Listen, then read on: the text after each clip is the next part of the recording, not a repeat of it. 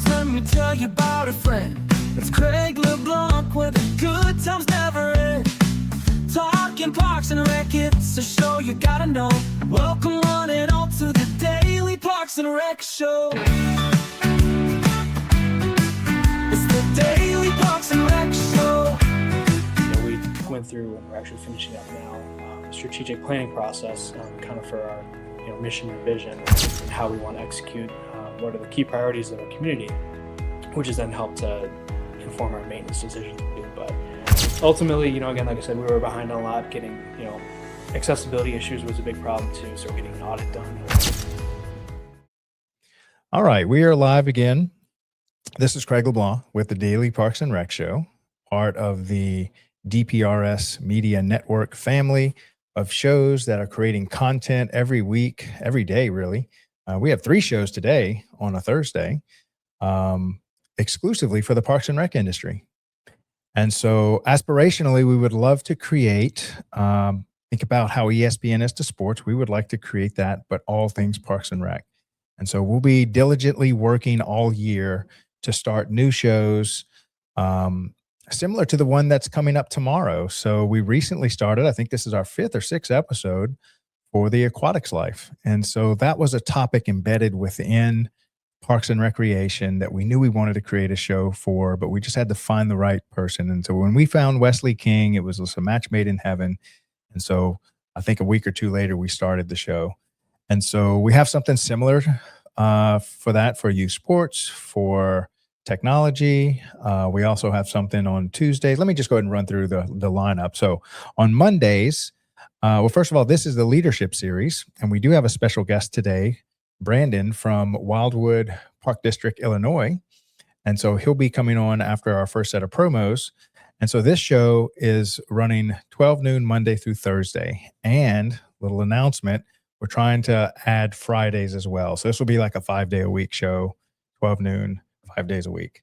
But at our 1:30 time slot, which is now completely full, we have opening Monday, we have Smart Parks Forward with Dave Ramirez talking about how technology is really changing how we control the infrastructure of our park systems. And so they talk about how to make your park system a smart park that can be controlled from a desktop or a cell phone, stuff like that. It's really cool stuff. And then on Tuesdays, every Tuesday since the first Tuesday in January, we started On the Front Line with Jonathan Prue, who has been in MWR, which is the military rec, for over 40 years in the Navy. And so that's every Tuesday, followed by Wednesday. We partner with Henry County, Georgia to produce 2 podcasts or 2 shows every month. The Rec Room, which we've been doing for quite a while. That's got to be coming up on a year. And then Thomas White does one on the first Wednesday of every month called Safe Spaces. So that brings us to today, Thursday. We do the Leadership Series, which is the show you're on now. Youth Sports Mastery with host Aaron Locks, the oldest show in the whole family. And then Young Professionals Network, which we actually have one today. We have a special guest coming on, Gabby, from Utah. And she's threatening to be a permanent show host for that. So hopefully she takes it and runs with it. She kind of gave me a tentative yes. But anyway, she's going to be on the show today. That's every Thursday at 5 p.m. Eastern time. And then tomorrow we have Wesley King with the Aquatics Life. And that's kind of our show lineup. And it's constantly expanding. You can find us on Instagram, YouTube, Facebook, LinkedIn, X, and soon we should be able to do something on Spotify. I know it's by popular demand, and our stage manager, Jovi, has been working on that. So for those of us that just want to listen to the audio files, we should have that ready to go. I'd say give us maybe 2 to 3 weeks to start uploading stuff. We kind of got the account going, and so that's going to take a little bit of time to get those audio files cleaned up and uploaded so that people can listen to us on their runs and stuff. All right, so before we get started, we're going to play 2 quick promos. One of them is just going to be the 500th episode thank you video that Chris made. He's such a talented video editor. So glad to have him on the team.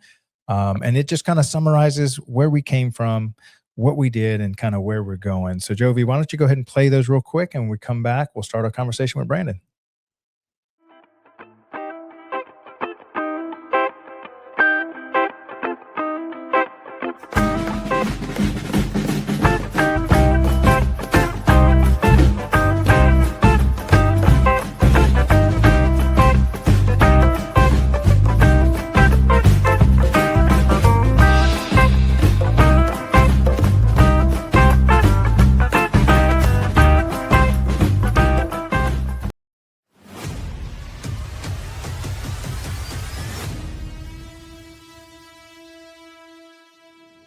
It didn't start with a big studio.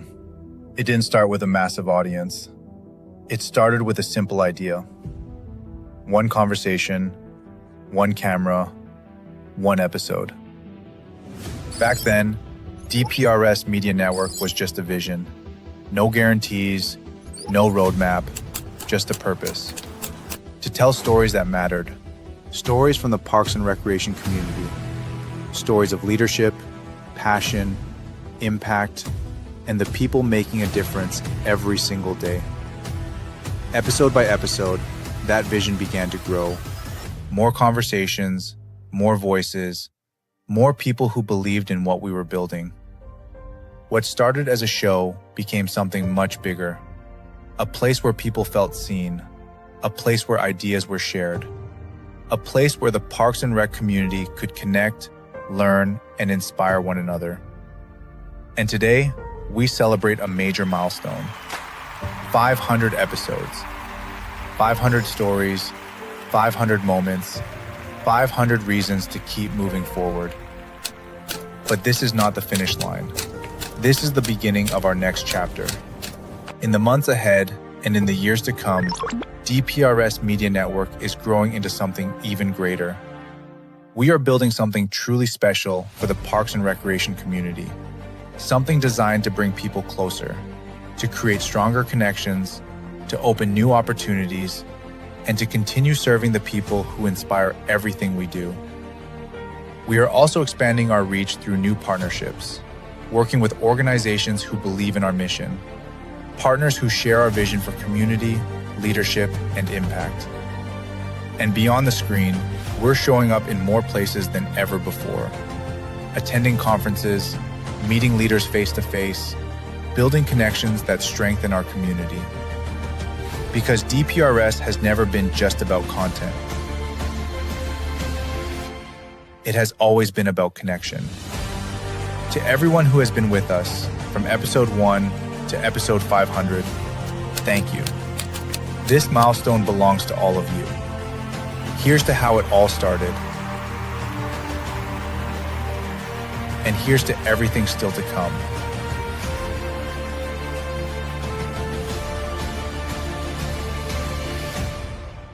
The future of DPRS Media Network starts now.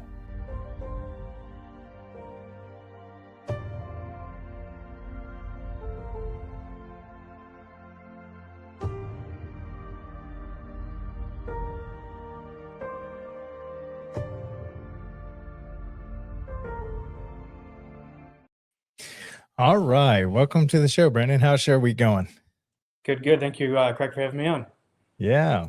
And so one thing that I wanted to kind of, as we begin this show is that you're kind of in charge of a very small department. And it seems like there's so much for larger departments, but really when you're wearing every hat, you're kind of learning it all. So maybe start off by saying, what is it kind of like to be in charge of a smaller department there in Wildwood?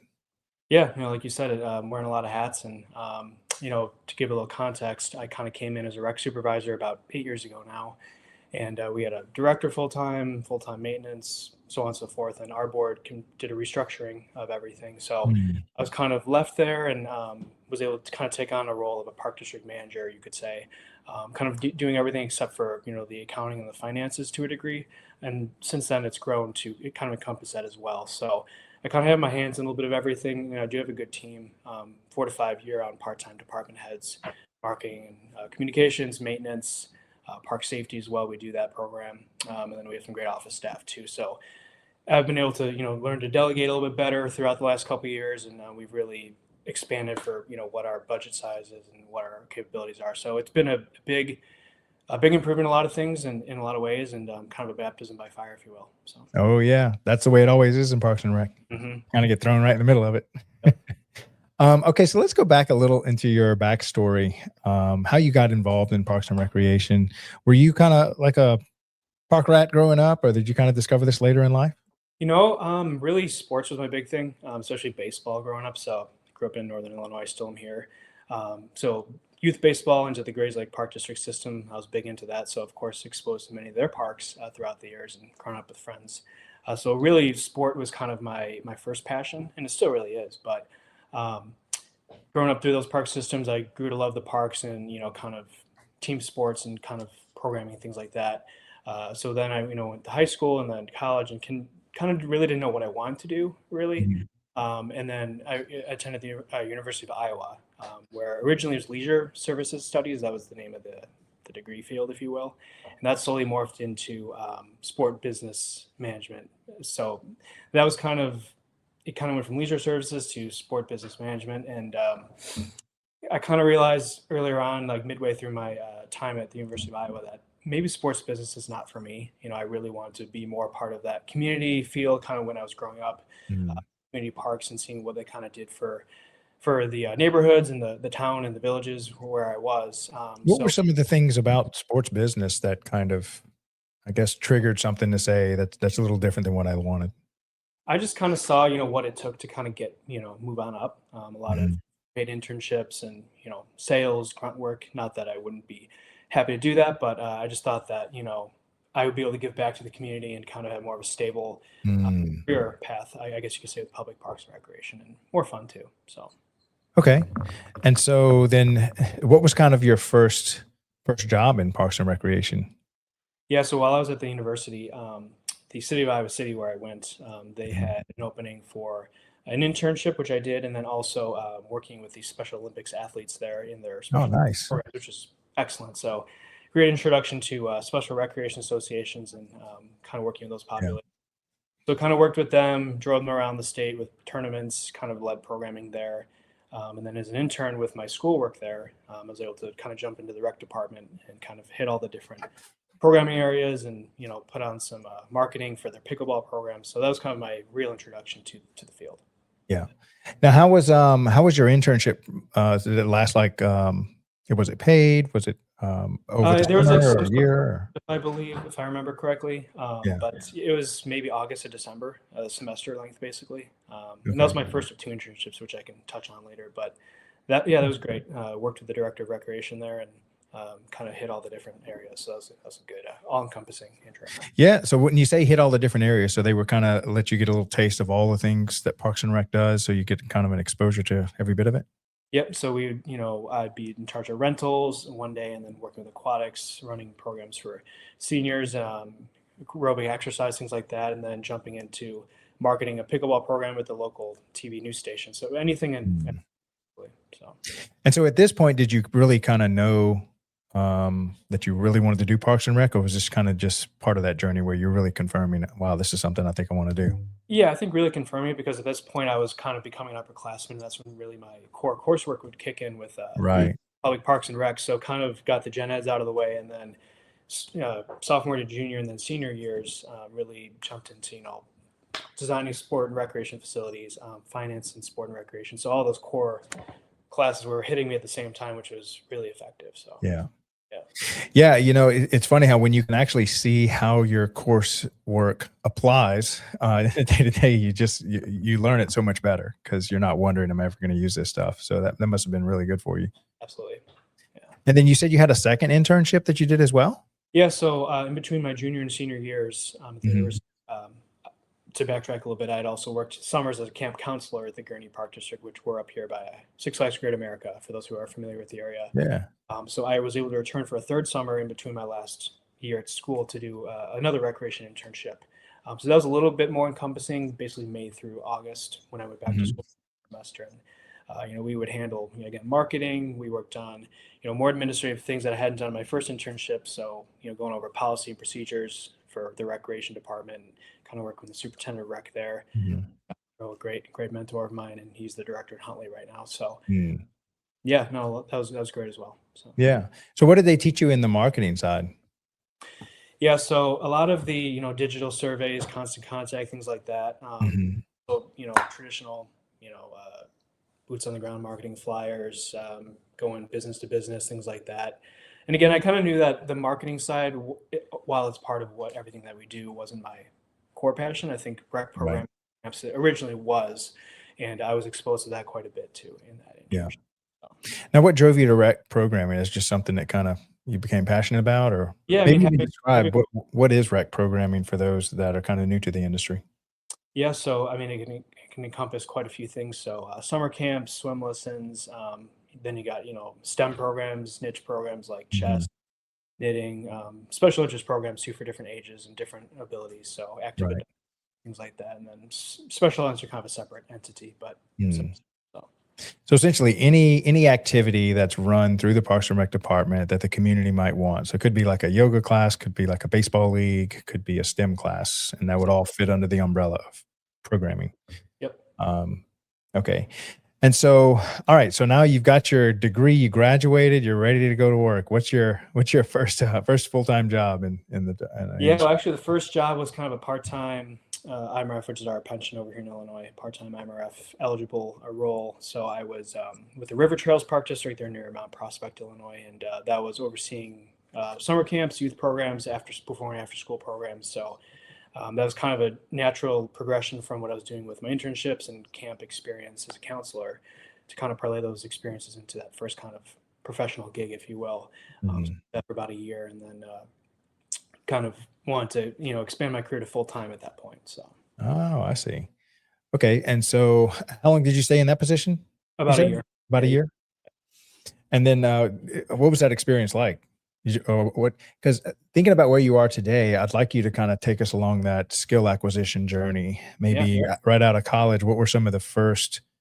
I don't want to say shortcomings, but like Mhm. where it's like drinking from a fire hose, and you realize, oh my gosh, I got to get good at all these things. What were some of the early things that you developed within Yeah, yourself? absolutely. And I think, this is probably common for a lot of younger professionals, but dealing with staff, Mm, managing all the different personalities and legalities that is involved with that kind of thing.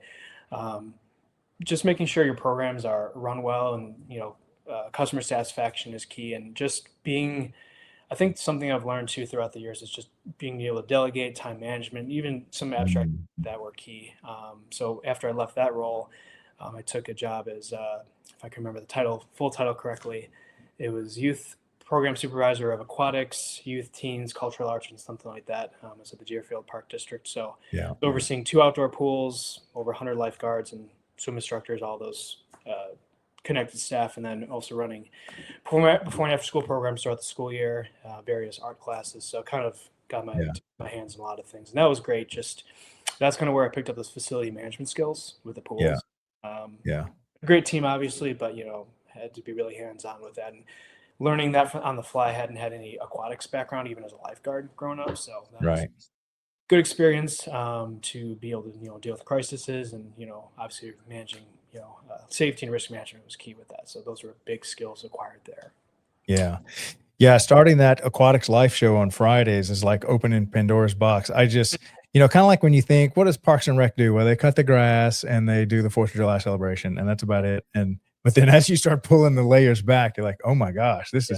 is massive. And aquatics is just like that. If you've just been a lifeguard, you just think, oh, they just keep the pool blue and open the door. Right. So, nothing could be further from the truth. I've Right. learned so much over the last few episodes that, and actually, some of those aquatics directors will tell you. I'm sure everyone will disagree, but they'll say the best directors come from aquatics. Mhm. They learn it all. It's like a small little microcosm of Parks and Rec. Yeah. Yeah. Yeah. And so did you have directors over those aquatic centers that you worked through, or did you kind of have to take the leadership role there? Big leadership. I mean, we have pool managers, Mhm.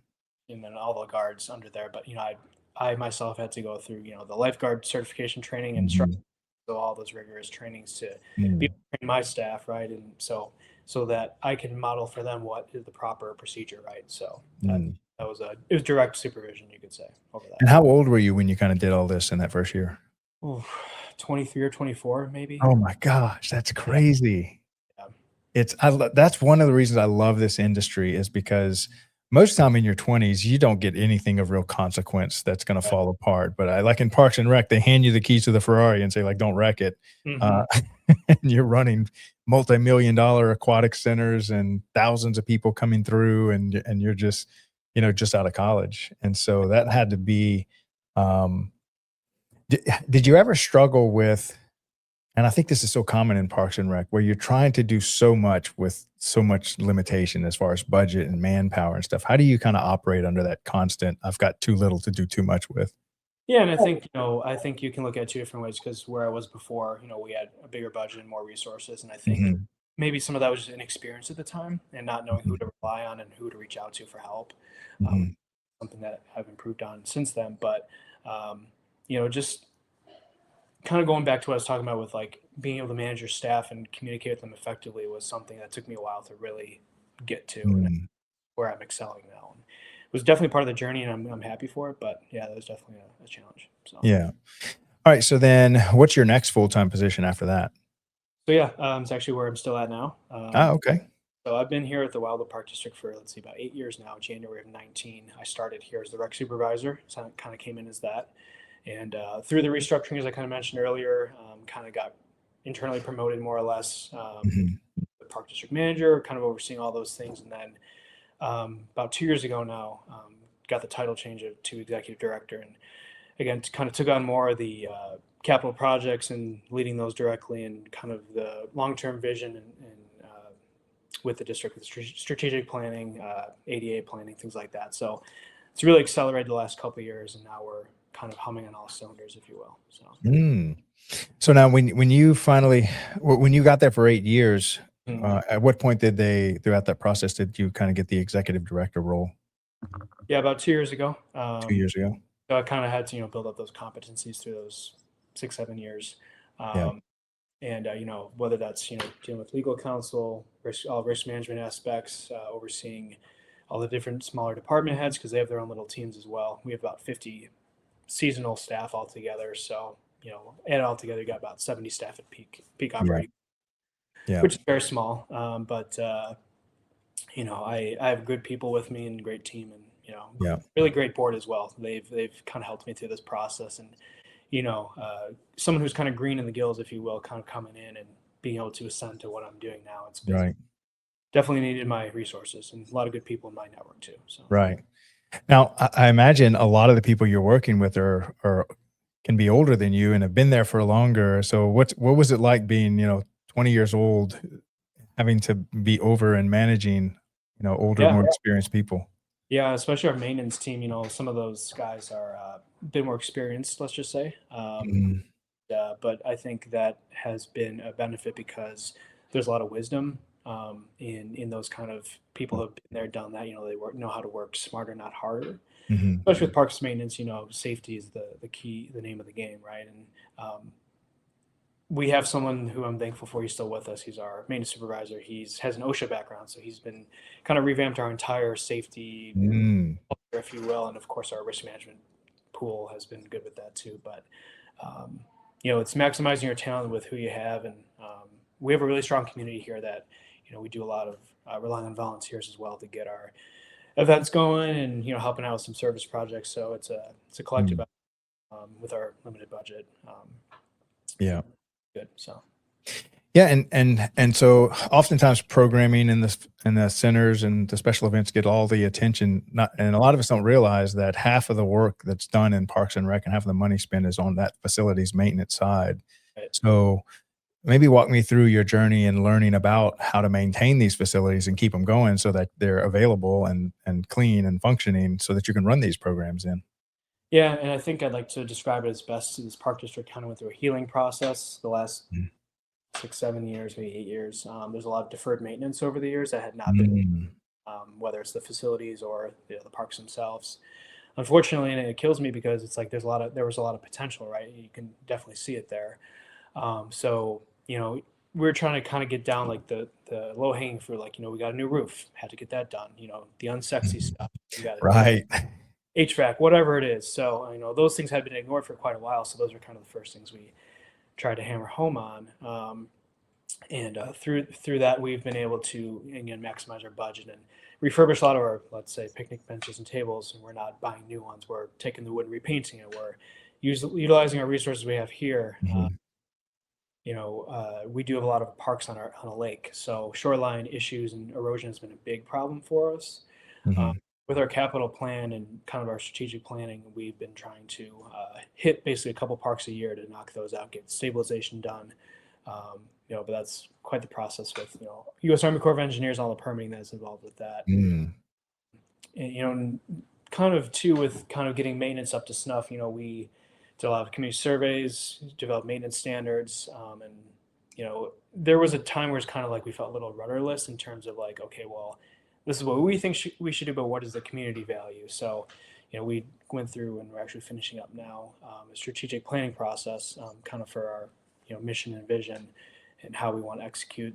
What are the key priorities of our community, which has then helped to inform our maintenance decisions too. But ultimately, again, like I said, we were behind on a lot. Getting accessibility issues was a big problem too. So we're getting an audit done actually Right. tomorrow on that.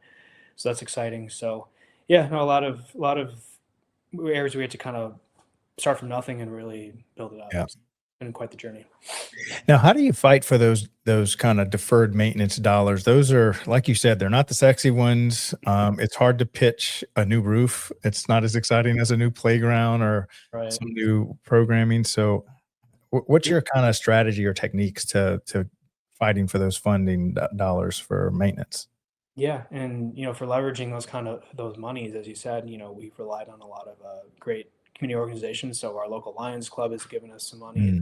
Mm. We've always been aligned with them in terms of what their priorities are and what our priorities are. Of course, grants here and there where we can. We're just trying to get a little bit more on the radar with grants, some of the bigger grants at the state level. So that's kind of where we're working now. But we've had, we've used government purchasing co-ops like Sourcewell and AMIA partner purchase capital equipment like mowers, for example, and we actually got the roof done through one of those contracts, which was great. So a no bid or a pre-bid, I should say.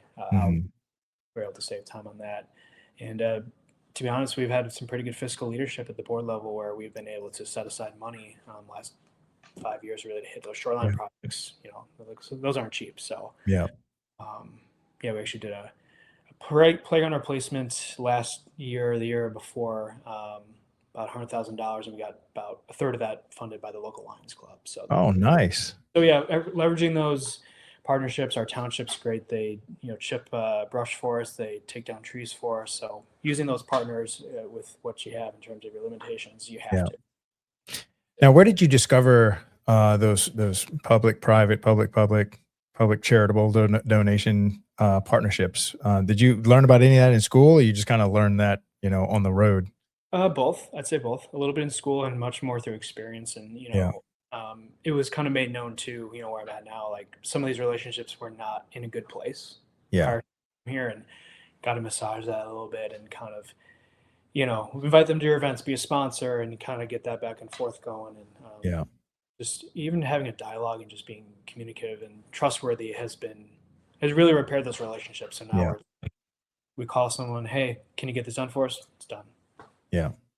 Yeah. So what creates a bad relationship so that we kind of know what landmines not to step on? And then what were some of the techniques you did to kind of revitalize and strengthen those relationships? Yeah, I can't really speak on what was done before my time in terms of just kind of deteriorating, but lack of communication, I mean, that's key.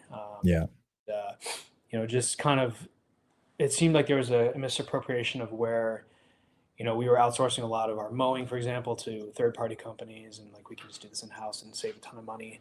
So we kind of reevaluated and kind of structured where our maintenance operations more so in-house, right? So we're saving a lot of money there, and getting people to work on those projects. Actually, a lot of our staff actually live here in the community, which is nice because they take a pride in what they do. But we were able to move some of that money that was going elsewhere to fund some other projects like the shoreline stuff I was telling you about, and then kind of with those bigger ticket items, they kind of, with the shorelines and like the roads and stuff, those are kind of in the right in the breadbasket of some of these local partners, like the highway department, township highway department. Was able to, jump in and pay half or do half the work for us and things like that. So just being communicative about your needs and, willing to work with each other with sponsoring them, advertising their things on social media that they want to be pushed. Just being open and a community partner. That's all I can really say. Yeah. Now, have you had any luck with commercial sponsors, or if you have like, a local hospital or maybe like a big employer, how do you build those relationships with those? Are you kind of more proactive on those? Yeah, we're trying to build to that a little bit more, because right now we've kind of gotten to the point where we've been able to bring in a lot of local businesses, small to mid-sized businesses to help cover Mhm. the cost of our concerts and our special events, which is great because those are usually events take losses a lot in terms of profit or loss kind of thing. So that's been great to get those sponsors lately to cover a lot of our higher priced events. But in terms of kind of those bigger corporate sponsors, that's kind of somewhere we're moving towards still. Yeah.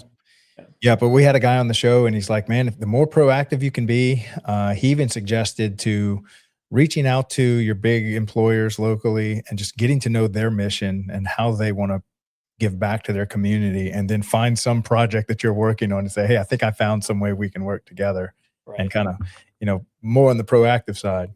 Exactly. Yeah. Yeah. Okay. So we got past the halfway point. We're going to take a short break to thank two of our big show sponsors. By the way, it's kind of like having a big bus going on a massive field trip and then you have no diesel in the tank. So if it weren't for these guys giving us that fuel to keep growing the DPRS Media Network as we seek to kind of create a nonstop 24/7 network on all things Parks and Rec, where we can highlight stories like Brandon has, and then all the different types of things like aquatics and rec sports and stuff like that. And so big shout out to Outdoor Link.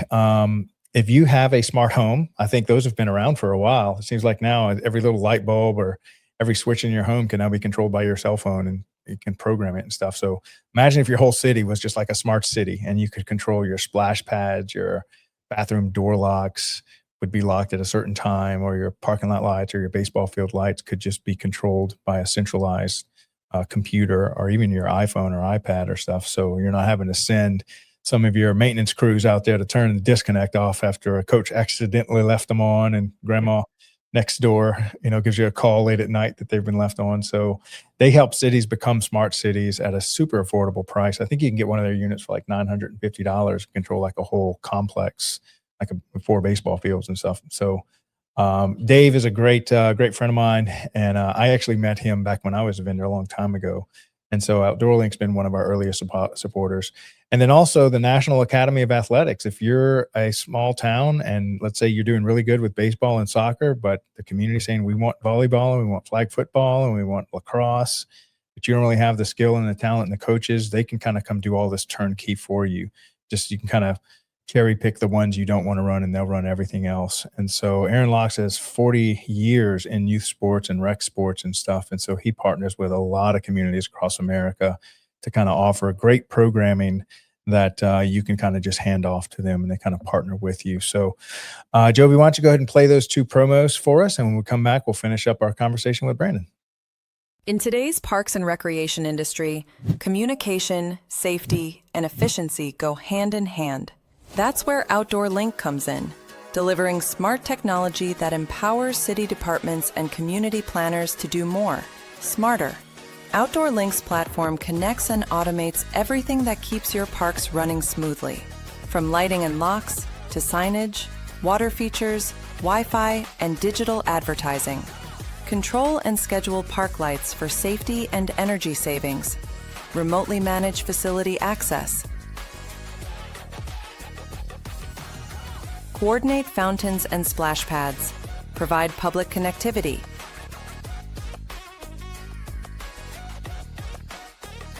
all from one simple, unified platform, giving you real-time control, data, and cost efficiency. For parks and recreation agencies, that means safer spaces, smarter resource use, faster responses, and stronger community engagement. And behind every great park story is great infrastructure. That's why Outdoor Link proudly supports DPRS Media Company, helping the daily Parks and Rec show amplify the voices of professionals shaping our communities every day. Outdoor Link, smart, connected solutions for parks, recreation, and beyond. They say it's just rec. Just rec, where kids learn to try again. Just rec, where confidence begins. Where teamwork, effort, and fun matter more than trophies. It's not about perfection. It's about participation. It's not just rec. It's where kids learn to love the game and themselves. It's just rec until they learn teamwork for life. It's just rec, but it's everything to them.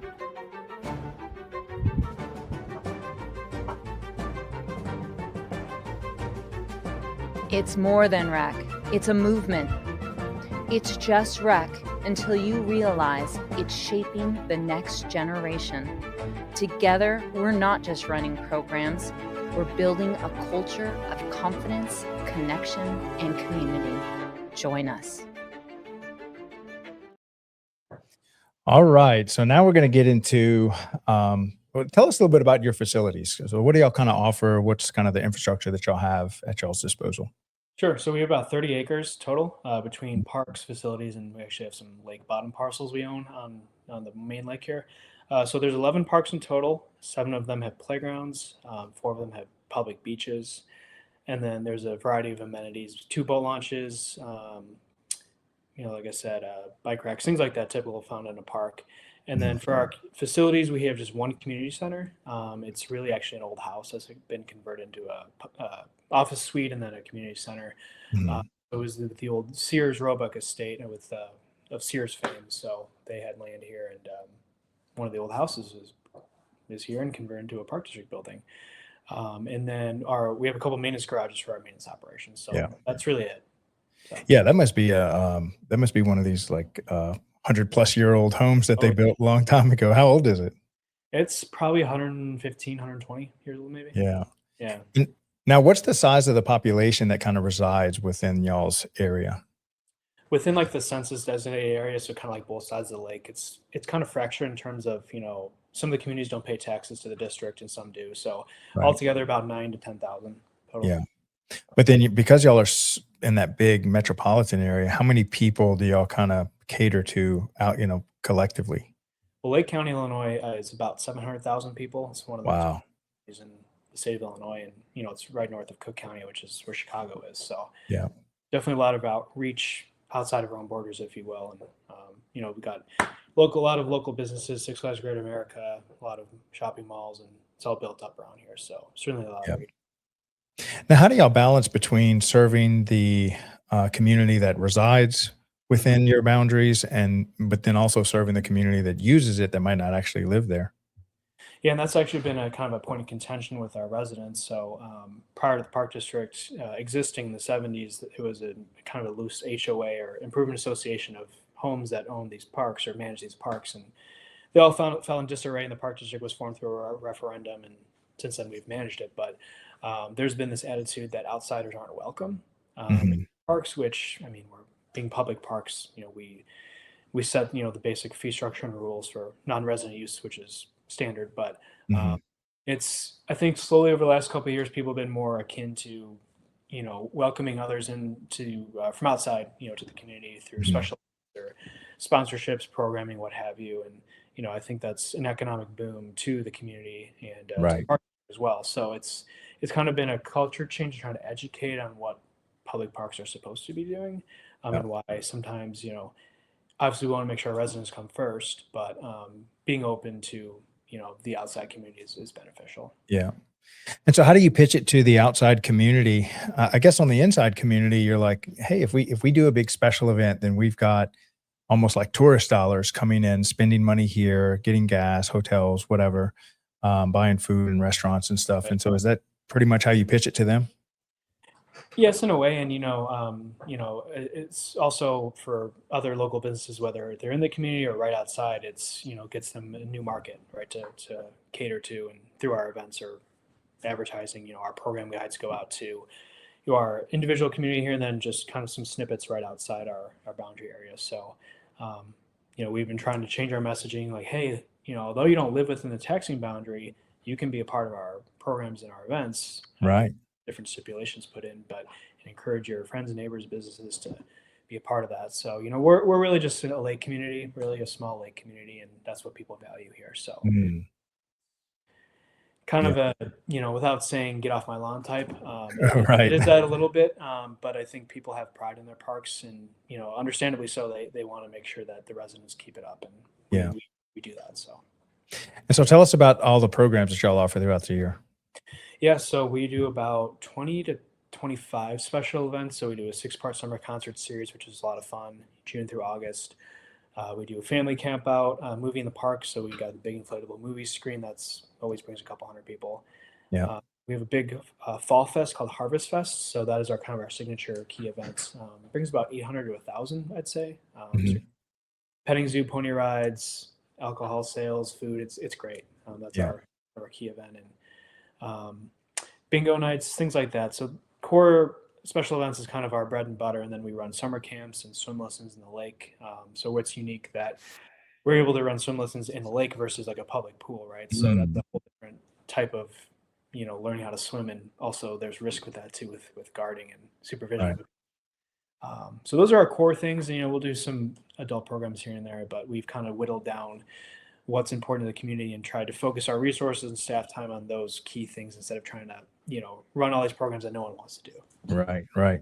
And so what's been your special events journey? What was your kind of first special event that you ran? I don't know if that was in this position or you had some exposure to it earlier on. Certainly, yeah. So in my internships, we ran something called Gurney Days. So that's kind of a big 3 or 4 day kind of festival. So ribboning contests, kite flying contests, big movie in the park, car show. So that was a big extravaganza. That was kind of my first foray into larger special events. Yeah. And through my other 2 positions prior to being here, we did a flick and float, so a movie in the pool, public pool. So got that set up. Oh, nice.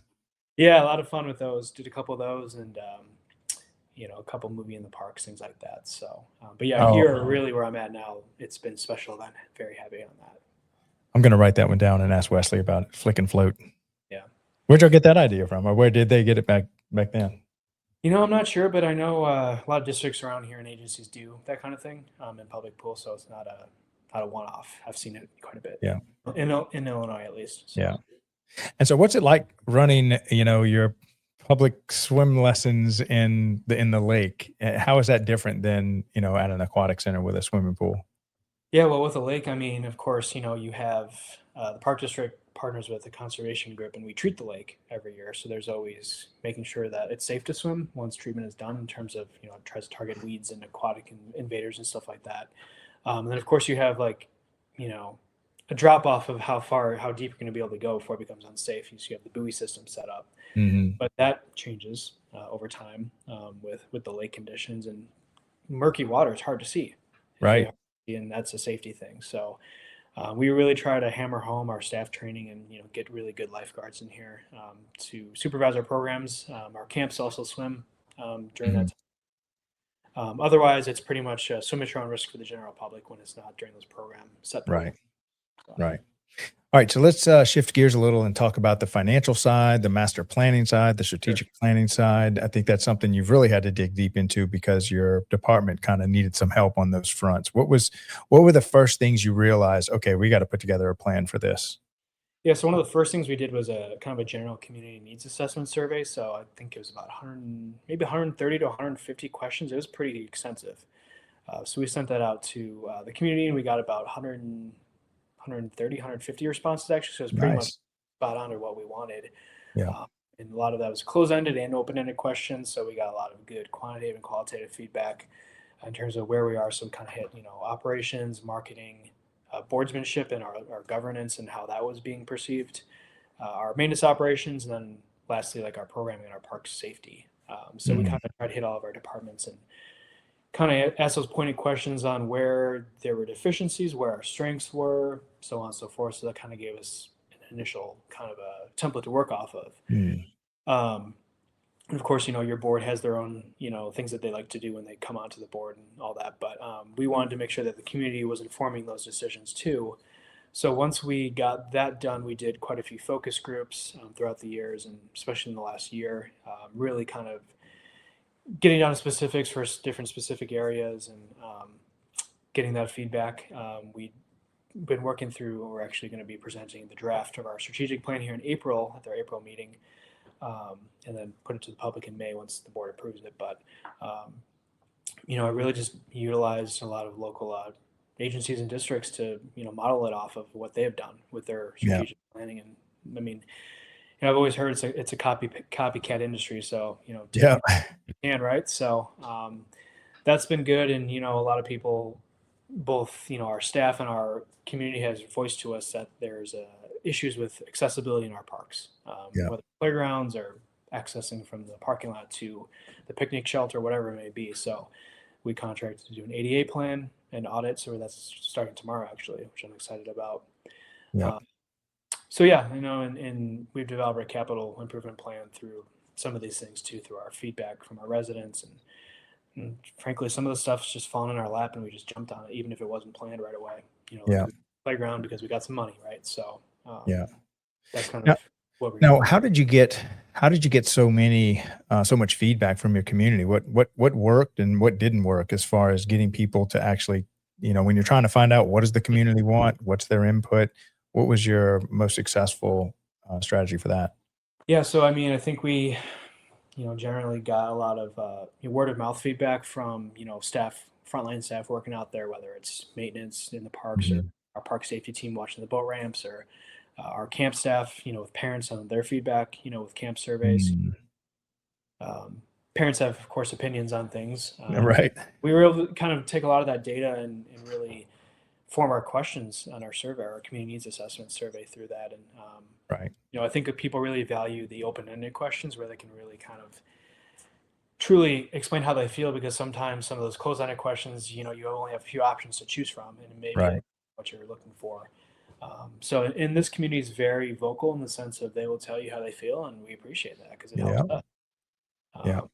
So yeah, that was really it. What were some of those? I don't know if you have any in memory, but what were some of the good open-ended questions that you felt like really hit home for them? Yeah, I'm trying to think.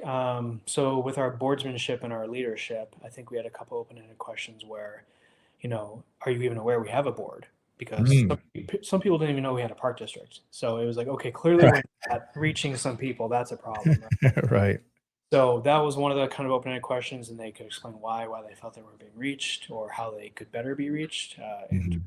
marketing and PR standpoint.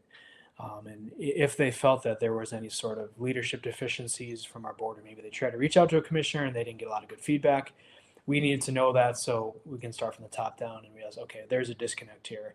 Let's get that fixed before we then get into kind of the operations. Mm. So do y'all have, I imagine, and I'm just speaking to my ignorance here, but do y'all meet once a month where it's like public and people can attend and maybe raise their hand and ask a question and stuff like that? Yes, we do. Yeah, once a month. And so what do those kind of look like? So imagine if I'm just never been to one before and I'm watching, what does the meeting layout look like? And then do y'all have people showing up and asking questions?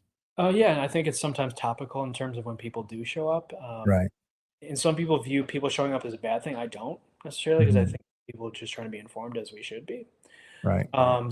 For a general layout, we have our public comment where at the beginning we approve the agenda and minutes. People can speak for 3 minutes and what they want to speak on, and Mhm. we can hear them. And then usually we run through our financials, our affiliate groups with our SRAs. Then we go into staff reports. So each staff member kind of highlights their area of oversight. And then we'll, cover new and unfinished business. So whether we're approving, a roof, for example, or, a garage door replacement or whatever and have you. So we cover those items there. Sometimes Mhm. do legal updates if we have to, the state comes with new laws, we have to All update right. our manuals, and the board has to approve those. And then typically we'll also give reports on our 2 lakes. So that's a special agenda item on each agenda. Yeah. Those lakes. So usually that's kind of the gist of it. The financial report, all that stuff. Right. Now, how about on the accounting side? I know a lot of Parks and Rec professionals kind of avoid this topic like the plague, the fundraising, accounting, spending, all that kind of stuff. How have you kind of, made yourself accountable to your numbers and letting the data really drive some of your decisions? Well, I have to give credit. We have a great accountant on staff. Nice. She's a contractor, but she's great. And she's been, we have a great, kind of 3-way understanding between myself, her and then the board. Right. She's been really good about kind of, we've done a lot of, every budget cycle, we're like, what can we cut? What can we, where our utility bills killing us? What can we do more efficiently? And, we've been able to kind of whittle things down over the last several years. And in terms of being accountable to the taxpayers too, we've done an audit every year. And for a district for our size, an audit is crazy. But I think it's important that, whether people read it or not, that's not my concern. It's doing it right.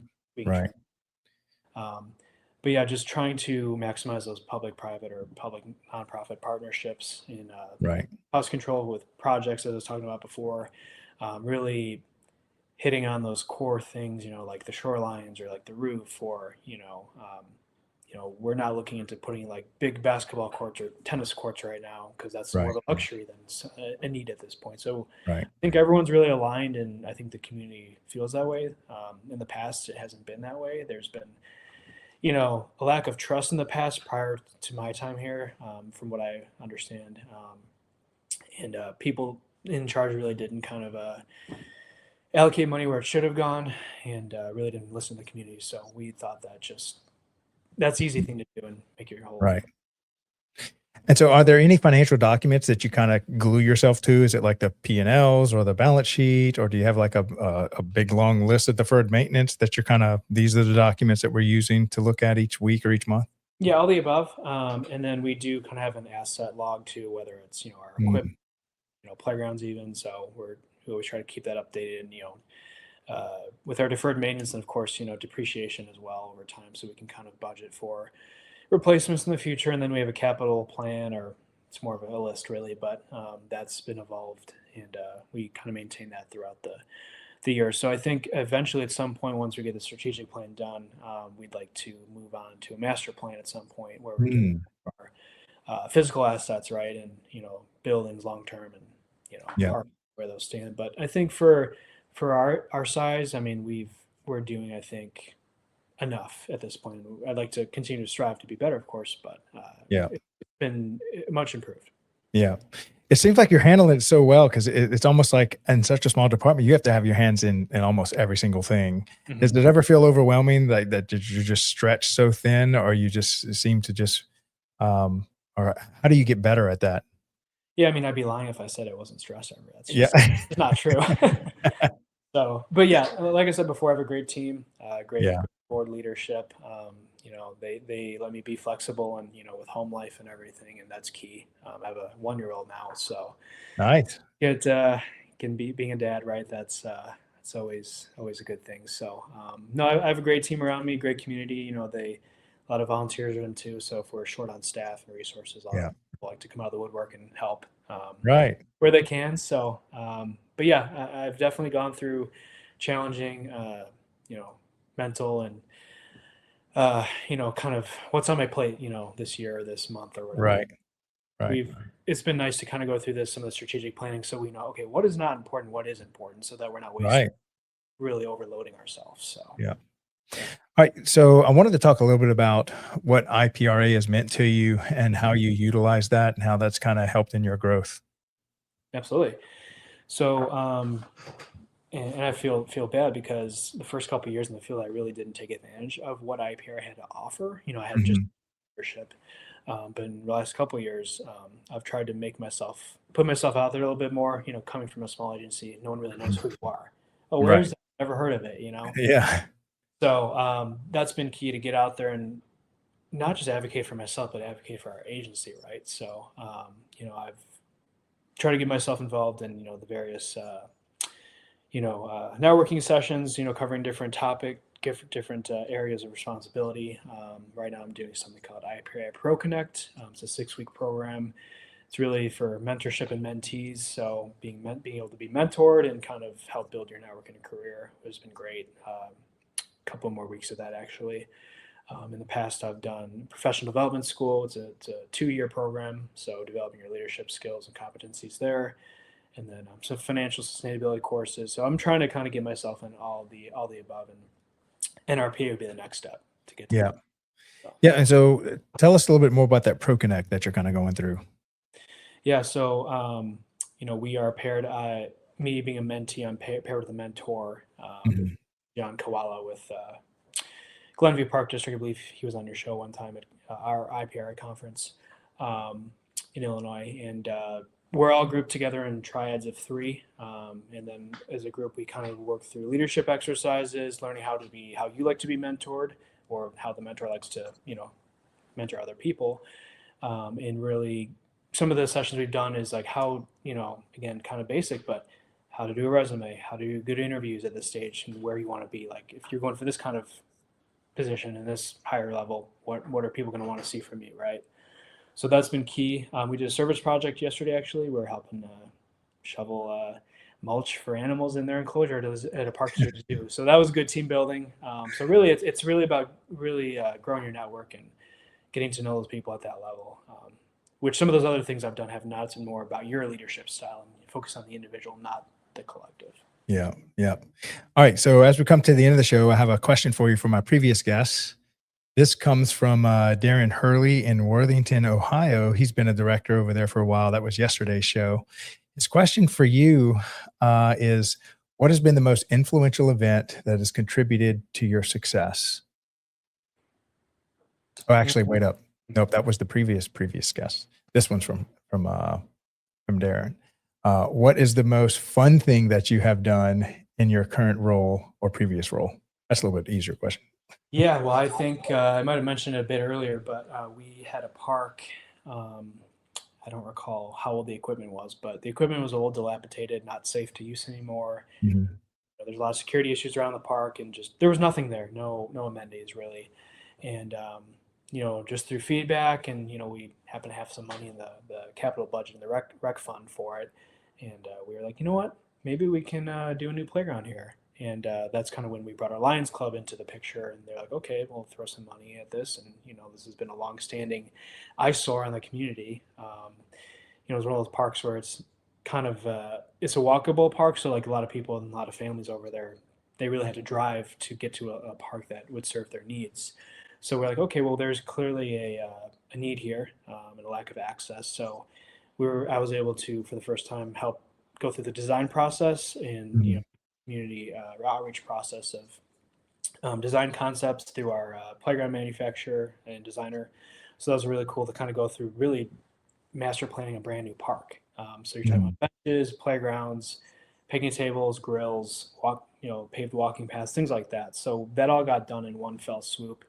And I was able to do the ribbon cutting ceremony and say a couple of things. That whole project was really cool. Yeah. Brand new swings, playground, all that. So. Yeah, it's got to be. I talked to one of my earliest shows, probably in the first 10, a guy named Levi from Kentucky, and his grandfather is like a legend in Kentucky. He was a director for a long time, taught at the universities. And one of the things he had his students do is, take out the big piece of, not construction paper, but like the 2x3 poster board and Mhm. design your own park. And that was like the most favorite part of the whole curriculum, is when you got to basically build your own. You're given a piece of land and you just get to build your own park. So it sounds like what you're describing there. Yeah, absolutely. No, it Yeah. was very rewarding for sure, and the community loved it. So. Yeah. Yeah. It must be nice to take a step back and be like, I helped build that. I planned that and put that together. I got community feedback, and then it's just there for, the next 50 years to get to enjoy what you did. Yep. All right. So what question would you like to leave for my next guest? Ooh, well, I would say, because I always like to think forward, where would you like to be in the next, let's just say next 5 years, to kind of make it a little shorter. And with that said, give me 3 goals that you have within those next 5 years. Next 5 years. Now, is this for you personally or for the Parks Department or? Both. Okay. Yeah. And so I'm curious, what is your answer to that question? Sure, absolutely. So, I'm open to. I think I've kind of discovered throughout this process that, like I kind of mentioned, I came up in the rec side of things with camps and programming and whatnot. And through being a director and manager of the last 8 years now, I've come to really love the parks and planning process. So capital projects, redesigning parks and green spaces Mhm. with your local political partners and regulatory agencies. So that whole process of project management, right, and getting kind of these projects off the ground and to the community. So I think superintendent or director of parks and planning role would be good for maybe a mid-sized agency, kind of moving up in terms of the size of the agency. And I think eventually too, down the road, an executive director role at a larger agency when the time is right. So Right. cool for that. Fantastic. Well, Brandon, thank you so much for coming on the show today and sharing your journey and all that you got planned and all that you've accomplished. I think you're doing a great job with a small department, and there's so many small departments out there. So I'm really excited to create content for them, because it's probably the largest group out there that have little small towns or park districts and stuff like that. So thank you for all the hard work you do, and keep your community beautiful. Thank you. Appreciate it, Craig. Thanks for having me on. Yep. Take care, Brandon. Thanks. Bye. Bye. All right. Another great episode here with the Daily Parks and Rec Show Leadership Series. Brandon's doing a fantastic job over there in the great state of Illinois, in that big Chicago metro area. And I love how you really get to see how someone like Brandon has to do so much and has his hands in everything, from the finances to special events, the programmings, outreach to the community, getting feedback. I mean, it's just all on him. And then he's got such a great team of volunteer and staff and other people that are supporting him. But I think it's very common for, some of the great directors of large cities. This is how they learn parks and recreation, just at the small town level, where you've got to wear every single hat. And then as you grow into a much larger department, you know what it's like to do all of it, because in a small town, a small park district, you've got to do it all. So great story there, Brandon. Again, thank you for working hard to keep our parks beautiful. All right, so stay tuned. We've got the Youth Sports Mastery Show coming up here shortly in about a 20-ish minutes with our host, Aaron Locks, with the National Academy of Athletics. He's got a special guest for us. And then stay tuned after that at 5 p.m. Eastern time, 4 p.m. my time in New Orleans. We've got the Young Professionals Network every Thursday at 5 p.m. Eastern time.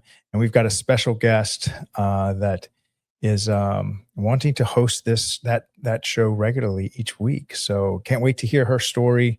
And stay tuned, and we'll be right back. Thanks, guys. See you in a bit. Bye.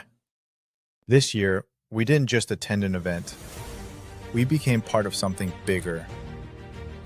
IPRA 2026 brought together leaders, innovators, and community builders, all united by one mission: to strengthen parks, recreation, and the people they serve.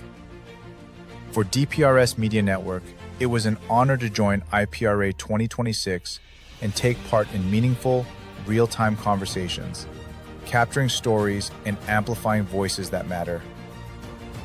To IPRA, thank you for creating a space where collaboration thrives and the future of parks and recreation is shaped together. We extend our deepest gratitude to Amelia and all our partners who made these live interviews possible. IPRA 2026 wasn't just an event, it was a reminder that when communities connect and stories are shared, impact follows. From all of us at DPRS Media Network, thank you, IPRA. Thank you, partners and sponsors. We're honored to stand with you and excited for what's next. Are you a vendor, brand, or service provider ready to connect with the heartbeat of local communities? At DPRS Media Co., we tell the stories shaping parks and recreation across America. Through podcasts, live streams, videos, and newsletters, we reach frontline leaders, city directors, and decision makers every single week. From youth sports and facilities to programming and policy, our audience is your audience. Sponsoring or partnering with DPRS Media Co. puts your brand in front of the professionals who build, budget, and buy for their communities. Launching a new product, growing your presence in public spaces, targeting cities, counties, or departments, DPRS is your trusted media partner. Whether you're in software, turf, aquatics, robotics, smart cities, or special events, partnering with DPRS puts your brand in the story. With commercials, interviews, social campaigns, newsletters, and live shows, we're your media team.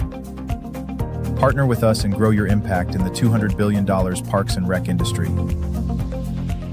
DPRS Media Co. Stories that move parks and rec forward. Your audience is here. Let's meet them.